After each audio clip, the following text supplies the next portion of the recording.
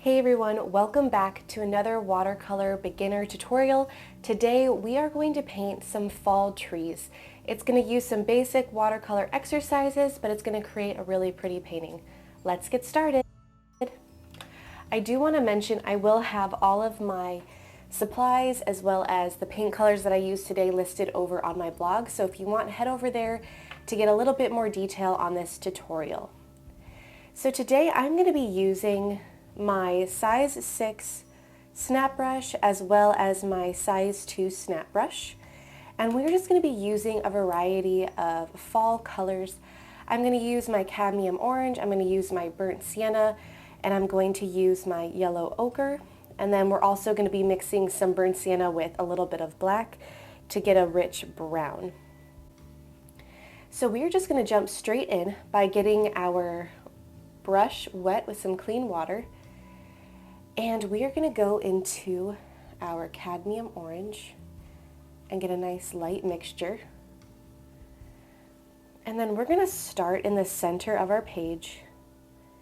And I am just going to tap in the shape I want my tree to be. So these are just going to be your regular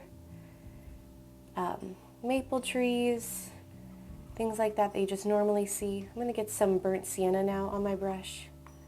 Just a light wash. I'm not cleaning my brush at all. I'm just going straight into that and adding that color to this while that orange is still wet. I'm going to get some water on my brush and tap off any extra to lighten it up a bit. And then I'm just going to keep tapping out that shape.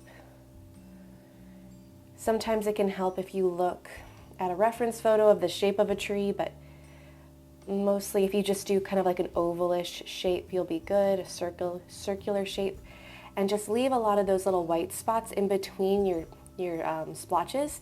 That's really going to give the appearance of the leaves rather than it just being a big circle.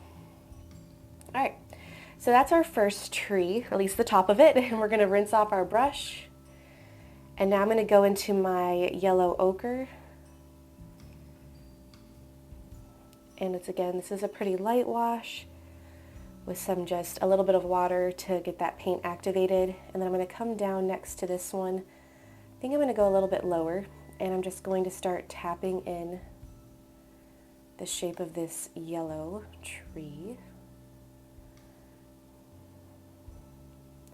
And then I'm going to rinse my brush off just a little bit so there's still yellow there. And this is just going to be a full yellow tree. So I'm just adding a darker value and then a lighter value. I'm kind of putting that lighter value around that outer edge and then a darker in the middle. Again, just because I wanted to. I'm not really thinking too much as I'm doing this. I'm just kind of having fun with my paint colors. And then I am going to I think I didn't mention this color at the beginning. I'm going to go into my Algerian Crimson, which is a reddish pink color. And I am going to create our third tree with that. And I'm going to just do more tapping motion over here, kind of making it a little bit of a weird shape where the pink and the reddish pink is going. And then I'm going to go right into that cadmium orange. I'm not cleaning my brush off. I'm just kind of allowing these colors to mix even while I grab them off the palette. And then I'm just adding that in to this tree as well. So it's going to be the Algerian Crimson and the cadmium orange for this one. I'm going to carry that down a little bit. Get a little bit more of that Algerian Crimson. And bring that over here. And then I'm cleaning my brush off all the way. I'm going to get a little bit of cadmium orange back. I'm adding it back to this middle tree just to give it a little bit more of a fullness. I feel like it got left out a little bit. And then I'm going to do the same thing. I'm just going to add a little bit of darker tones to that yellow tree. Just kind of creating a little bit more like shadowing.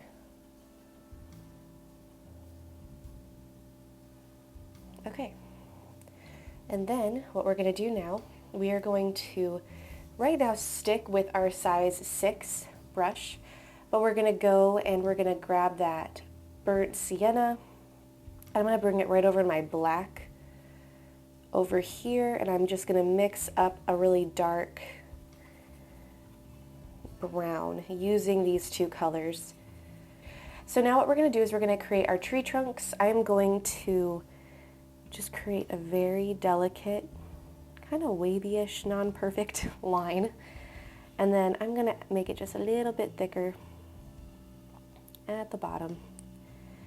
But the one thing I learned about trees, and I'm going to bring up some of those stems throughout here. One thing I really learned about painting trees later on in my learning watercolors is that with a tree, you want your tree trunk to start very thin. You can always make it thicker. But if you start too thick, there is no going back. So just try to create little thin lines, and I promise it's going to look so much better than if you add a huge giant tree trunk underneath this.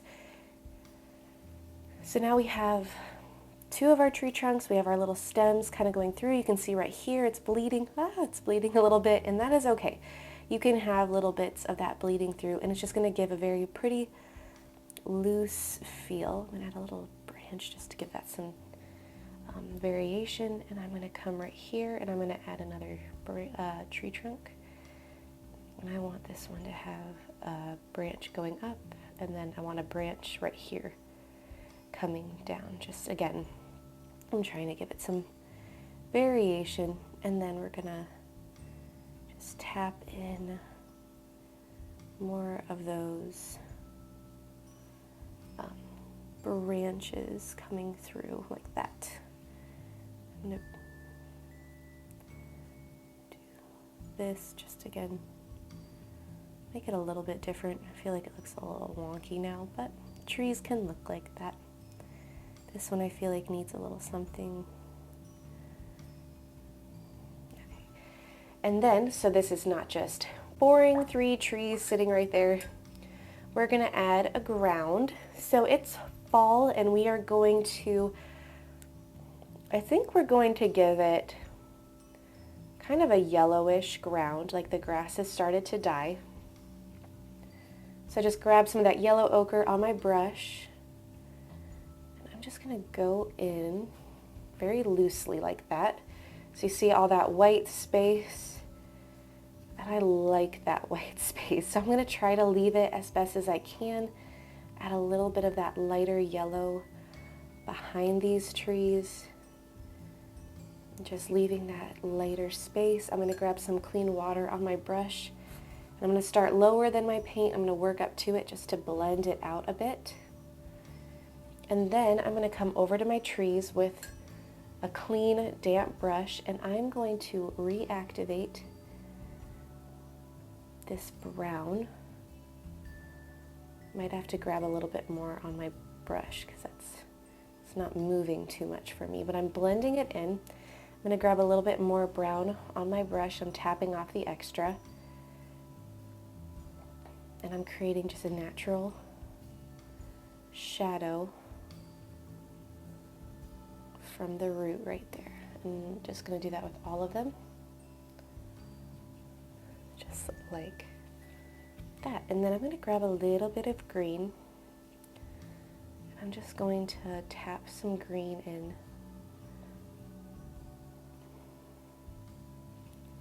Just to kind of, I don't know, add a little bit of color and variation. And then if you really want to, as you know, following my channel, if you've been around with any of my recent tutorials, I like to splatter my paint. So I'm going to do that with this one. But this time I feel like it's going to serve a little bit more of a purpose. It's going to look like these leaves are falling off the trees. So this one, it's a little bit more purposeful than in my other ones where I'm really just doing it for fun. So we're just going to do it with the yellow. So I just took the main color I used for each tree. So like this one I used the Alzarian Crimson, I splattered it, the cadmium orange, and then the yellow ochre for those two trees. And then there you have a really simple fall tree painting. You can put this on a card. This would just be great, again, for practice, but I think it's super cute. Like if you put a mat around that and framed it, it'd be adorable. Thank you so much for following along today. I hope you enjoyed this tutorial. If you did, please subscribe to this channel, give this video a thumbs up, and I hope to see you back in my next video. Bye!